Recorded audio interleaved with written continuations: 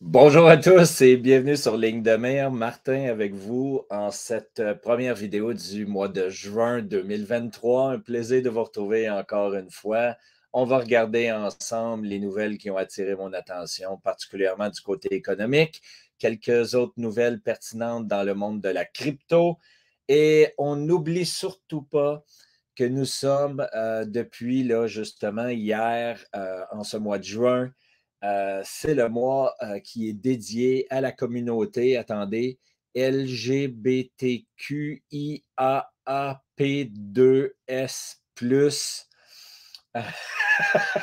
et je ne me souviens pas qui était le comique que j'ai entendu dans le courant des dernières semaines qui, pendant un stand-up, se posait la question à savoir qui était la communauté plus. Je l'ai trouvée excellente. Justement, nous sommes dans une période, comme vous le savez, où mieux vaut en rire. C'est la raison pourquoi j'ai appelé la vidéo d'aujourd'hui au royaume de l'arnaque et des clowns. Vous allez voir encore une fois à quel point les données qui nous sont présentées au niveau économique sont complètement faussées.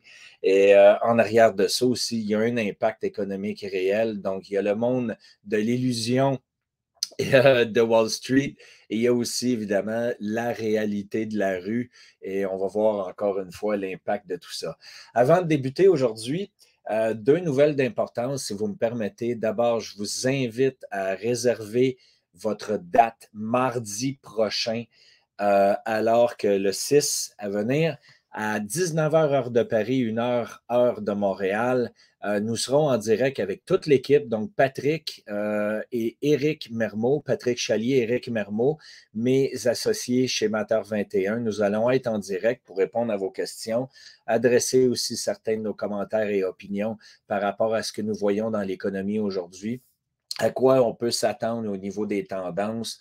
Donc, ça va être une rencontre très intéressante la semaine prochaine en direct.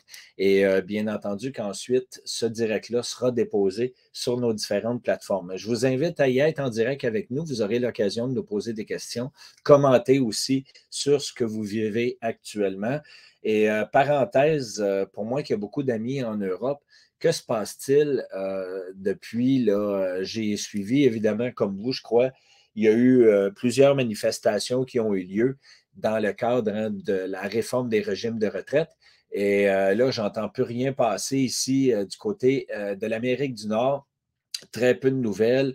Est-ce qu'encore une fois, le mouvement s'est essoufflé, comme on l'a vu avec les Gilets jaunes et autres? Alors, à coup de matraque, le gouvernement a encore remporté la manche. Est-ce que c'est la raison pourquoi on n'en entend plus parler? Je ne vois plus de manifestations en soi.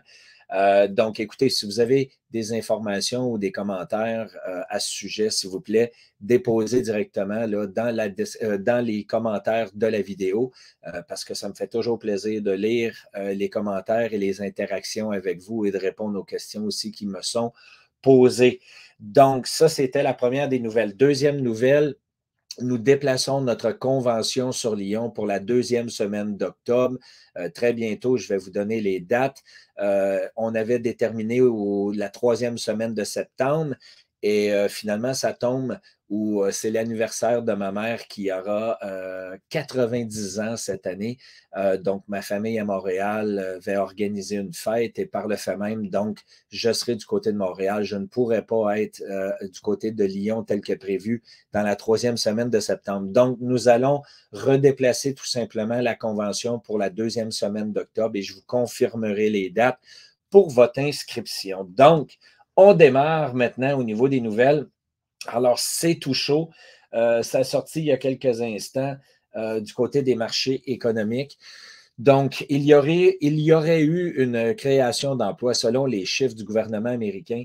Il y aurait eu une création d'emplois de plus de 339 000 nouveaux emplois disponibles aux États-Unis, alors que de l'autre côté, il y a un autre sondage qui est sorti exactement en même temps pour dire qu'il y avait eu des pertes d'emplois de plus de 310 000. Donc, et les deux nouvelles ont sorti exactement en même temps. Donc, d'un côté, il y a une création de 339 000 et de l'autre côté, il y a une perte d'emploi de 310 000. Vous constatez encore une fois que la différence entre les chiffres qui sont donnés par l'État et le sondage qui est fait par rapport au nombre d'emplois perdus, il y a une énorme différence qui est en train de se créer entre les deux modèles qui nous sont présentés. Donc, encore une fois, ça représente très bien l'escroquerie et le royaume, en fait, de la fraude, comme je vous l'avais déjà mentionné. Maintenant, les vrais impacts que nous sommes en train de vivre, malgré que euh, les médias continuent de nous dire que tout va bien au niveau économique, hein, puis je prends toujours les États-Unis en référence, mais comprenez bien que la tension est la même un peu partout, incluant au Canada et en Europe. Eh bien là, vous voyez clairement qu'il y a une énorme différence en fait entre un coût d'achat sur un versement mensuel moyen d'une hypothèque aux États-Unis, alors qu'on est environ à 2700 $ par mois pour acheter une maison actuellement, et le coût de location est à 1850. Donc, comprenez bien que l'écart, comme vous le voyez, est en train de s'accentuer et inévitablement, soit qu'il y aura une forte augmentation du coût des loyers, ce qui va avoir un impact majeur, encore une fois, sur les citoyens résidents. Et de l'autre côté aussi, où soit vous allez avoir une baisse drastique au niveau de l'immobilier avec une baisse de valeur, de manière à ce que le marché se corrige tout simplement. Les écarts comme ça se produisent, peuvent durer un certain temps, mais tout revient, hein, chasser le naturel, il revient au galop, et souvent même, il va aller dans le contraire, tout simplement du côté inverse. Donc, pour l'instant, vous voyez bien là, qu'il y a un écart majeur et que cet écart-là devra se réduire à travers le temps, soit d'un côté ou soit de l'autre, c'est inévitable. Et aussi, encore une fois, on peut bien imaginer hein, de quel côté tout cela va aller. Nous sommes en train de voir au niveau des sociétés aussi l'augmentation des faillites des sociétés aux États-Unis qui a augmenté de plus de 216 alors que nous ne sommes même pas à la moitié de l'année d'ici 2023. Donc, beaucoup de nouvelles contradictoires. D'un côté, on nous dit que l'économie va bien et de l'autre côté, vous voyez clairement qu'il y a des nouvelles qui sont complètement différentes de ce que l'on veut bien nous démontrer. Du côté du marché des cryptos, je sais qu'il y en a plusieurs qui suivent, hein, et d'ailleurs, c'est une excellente nouvelle. Pour l'instant, ce qui est évident depuis les derniers mois, et d'ailleurs, ce n'est pas très différent de ce que nous voyons dans le marché actuellement. Il y a une consolidation qui est en cours où tout le monde est en train de regarder ces chiffres-là, encore une fois, très contradictoires au niveau de l'économie. Donc, le marché stagne, beaucoup de difficultés à faire bouger le marché à la hausse ou faire bouger le marché à la baisse. On voit qu'il y a un panier de très peu de sociétés qui performent excessivement bien et qui tiennent le prix des marchés américains vers une hausse, mais très légère, alors que de l'autre côté, une grande majorité des sociétés qui font partie de ces indices-là sont en train de se faire défoncer la gueule. Donc, quand on regarde le graphique du Dow Jones, du S&P 500, du Nasdaq, les compagnies technologiques, eh bien, on voit clairement qu'il y a une stabilité, une consolidation qu'on appelle, mais en même temps, il y a une forte baisse de volume de transactions qui se produit dans les marchés. Et vous voyez ici que ce n'est pas différent du côté du marché de la crypto. En ce moment, toutes les technologies crypto, monnaie, au niveau des volumes de transactions, ont fortement diminué. La bonne nouvelle dans ça, c'est justement en investissement, une des bonnes références, c'est de prendre position lorsque les gens ne voient pas d'intérêt ou n'y voient pas et ne sont pas attirés par ce marché-là. Donc, en ce qui me concerne, c'est purement mon opinion. Encore une fois, je ne donne aucun conseil financier ici. C'est une très belle période pour faire de l'accumulation. Si vous avez une croyance ferme que le monde des cryptos vont jouer un rôle important dans les nouvelles économies à venir, et encore une fois, vous avez compris les concepts tels que Bitcoin, alors qu'il y a un nombre fixe de Bitcoin qui sera créé à terme, contrairement à l'argent et au dollar imprimé de toutes pièces, qui crée une énorme inflation. Bien, Bitcoin, de l'autre côté, est complètement déflationniste. Et son petit frère, Litecoin, est en feu en ce moment, alors qu'on prépare le halving de Litecoin dans les environ des 60 prochains jours. Donc, pour l'instant, du côté de Litecoin, j'ai fermé ma fenêtre. Nous sommes environ à 95 US. Le halving aura lieu environ dans une soixantaine de jours. Et là, vous voyez clairement qu'il y a beaucoup de pression haussière sur Litecoin. Ce qu'on appelle ici, quand vous voyez d'énormes queues très, très longues comme ça, encore une fois, hein, c'est des prix non soutenus qu'on appelle en français. Qu'est-ce que ça signifie? C'est qu'il y a eu énormément de pression de vendeurs pour tirer le marché à la baisse, mais la pression des acheteurs est tellement forte qu'en fait, elle vient compenser le prix non soutenu dont les vendeurs ont essayé de cibler. Et par le fait même, vous voyez que ça crée des mouvements aussi importants. Donc, nous avons eu un prix non soutenu ici qui a créé une hausse, un prix non soutenu ici qui a créé une hausse, un autre prix non soutenu ici important qui a créé une hausse. Et ça, c'est sur des chartes hebdomadaires. C'est ça, hebdomadaire? Oui. Et vous voyez encore une fois le mouvement dans les derniers jours, au mois de mai, où il y a eu fortement il y a eu de la pression du côté des vendeurs, mais la pression a été complètement renversée du côté des acheteurs. Et là, on est en train de voir exactement les mêmes phénomènes.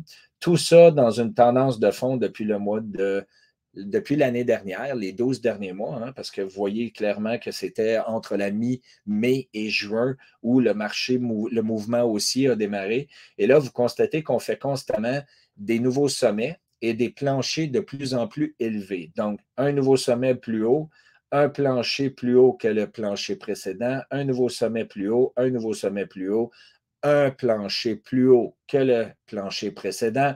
Donc, nous avons une très belle tendance haussière. Litecoin a de fortes chances, encore une fois, à continuer son mouvement haussier en préparation pour le halving dans 60 jours. Et on verra ensemble si tout ça va pousser le marché à la hausse. Mais c'est une très belle position actuellement pour ceux qui veulent spéculer et en profiter encore une fois pour accumuler des crypto-monnaies, particulièrement du côté de Bitcoin, du côté de Litecoin aussi. Maintenant, autre nouvelle, donc celle-là, je l'ai passée avec vous. Ah, voilà, ma charte était cachée en arrière. Donc, vous voyez les prix actuellement du côté de Litecoin où nous sommes à 94,17 si on regarde le tout valorisé versus le dollar américain. Maintenant, sur des nouvelles qui sont un peu plus d'ordre général, je voulais vous démontrer encore une fois la puissance de feu des médias, à quel point, encore une fois, les médias de masse jouent un rôle de propagande et par rapport à une grande quantité de gens. Je sais qu'il y a un éveil en cours, c'est très positif. D'ailleurs, vous voyez clairement que les nouvelles qui expose la corruption, qui expose le grand mensonge, que ce soit par rapport aux injections, que ce soit par rapport à l'économie, est en train de prendre de plus en plus d'ampleur. Donc, ce que je vous avais mentionné il y a quelques mois en arrière est en train vraiment d'accélérer. On voit la forme, ce qui est une excellente nouvelle. Comprenez bien que plusieurs d'entre nous vont préférer ne pas voir la réalité, mais du moins la réalité aujourd'hui est exposée, ce qui crée un impact important.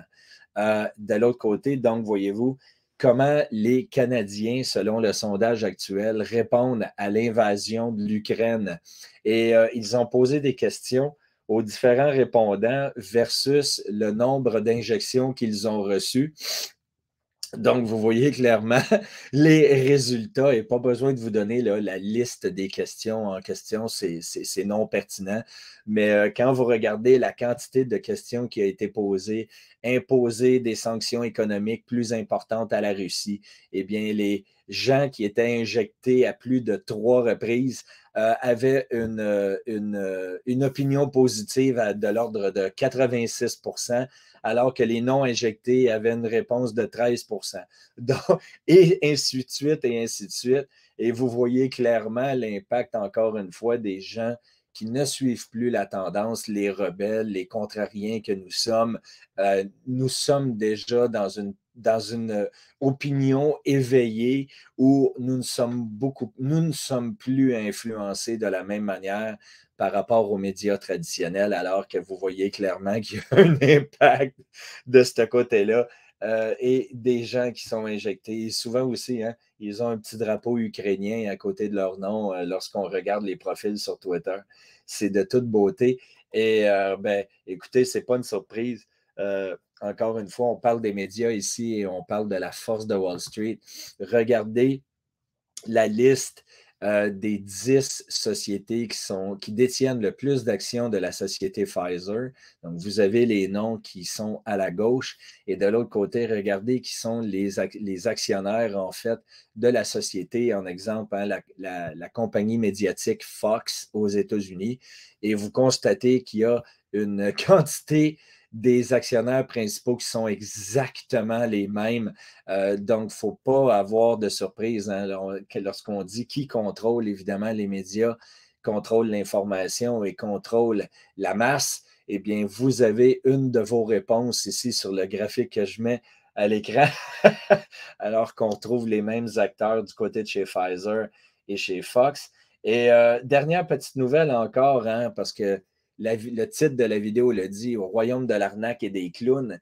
Les clowns, eh bien, c'était relié au LGBTQ2IIAS+, ou écoutez, je m'en excuse.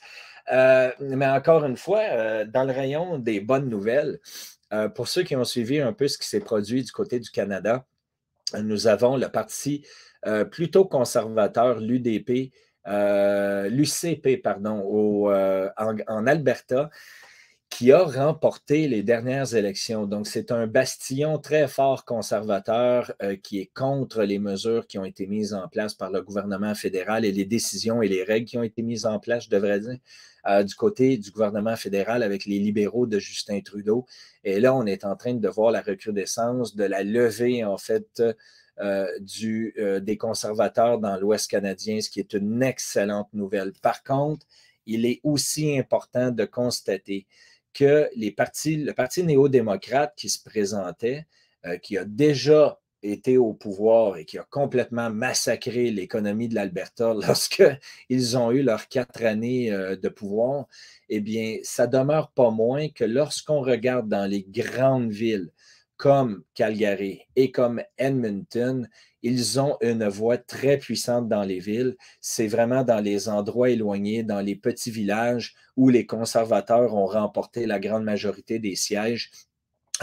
Mais il faut encore une fois comprendre qu'à travers les grandes villes, vous avez un pouvoir médiatique qui est très important et l'aspect socialiste continue de prendre de l'ampleur avec les générations qui poussent en arrière de nous, tristement. Donc, je crois encore une fois qu'à terme, dans les prochains mois, on va vivre une révolution qui va être importante. Et quand je vous parle de révolution, je ne parle pas nécessairement de chaos dans les rues. Je fais juste vous dire qu'il y a un impact, il y a un affront majeur entre les valeurs profondes qui sont établies dans nos sociétés depuis longtemps et que là, il est en train d'avoir une transformation qui cherche à vouloir modifier notre rythme de vie hein, et notre façon de vivre. Et je pense que ça va brasser encore une fois, alors qu'on a déjà beaucoup de divergences d'opinion qui s'affrontent en ce moment sur plusieurs sujets. Je pense qu'on va avoir une accélération tristement de ça aussi, alors que les nouvelles générations poussent vers le socialisme sans être en mesure de reconnaître l'histoire et de savoir très bien que tout ça mène vers le communisme. Donc, à court terme, bonne nouvelle, on a les conservateurs qui ont remporté. La mauvaise nouvelle, c'est que ça ne se produit pas dans les grandes villes où il y a énormément de volume de votation. Et par le fait même, il va falloir surveiller ça. Et quand je vous parle du royaume des clowns en terminant, eh bien, je voulais vous présenter la graphique aujourd'hui où il y a les feux de forêt. Et nous sommes dans une période de l'année, hein, alors que l'été se présente à nos portes ici au Canada, où les feux de forêt prennent de l'ampleur. Et j'ai sorti ce graphique-là qui a été partagé par un de nos investisseurs dans notre société carbonétique. Et je la trouvais absolument délicieuse, alors qu'on voit clairement qu'il y a une forte augmentation du nombre de feux de forêt qui ont brûlé des hectares en Alberta. Et ça se produit quand la période d'élection. Donc, vous voyez à quel point nous sommes, je pense que vous n'aviez pas besoin de cet exemple-là pour comprendre que nous sommes dans un monde de débiles, mais écoutez, c'est quand même assez particulier de reconnaître qu'il y a une forte augmentation des feux de forêt en Alberta lorsqu'il y a des élections au mois de mai, au mois de juin, à chaque 4 ans. Donc, de toute beauté, vous voyez clairement qu'on est dans un monde en perdition et je peux vous rassurer, Ils sont en train de perdre leur pouvoir. Les choses vont bien aller. Il faut tout simplement se déconnecter de la matrice le plus possible. Faire, et bien entendu, votre préparation en conséquence de tout ce qui s'en vient dans le futur, mais gardez le sourire, gardez le moral. Tout n'est pas noir, bien au contraire, il y a de l'espoir, mais on va avoir à passer à travers une période difficile. Pour le reste, écoutez, je vous souhaite un super beau week-end. Merci encore de partager la vidéo pour ceux qui s'intéressent et de nous donner un like. Ne manquez pas notre live en direct avec Patrick Chalier et Éric Mermeau mardi de la semaine prochaine. Et pour le reste, j'espère bien vous voir lors de notre convention qui aura lieu au mois d'octobre. Ça sera une super opportunité, encore une fois, pour rencontrer des gens éveillés avec des valeurs de partage comme les vôtres. D'ici là, amusez-vous bien, on se reparle bientôt. Salut tout le monde.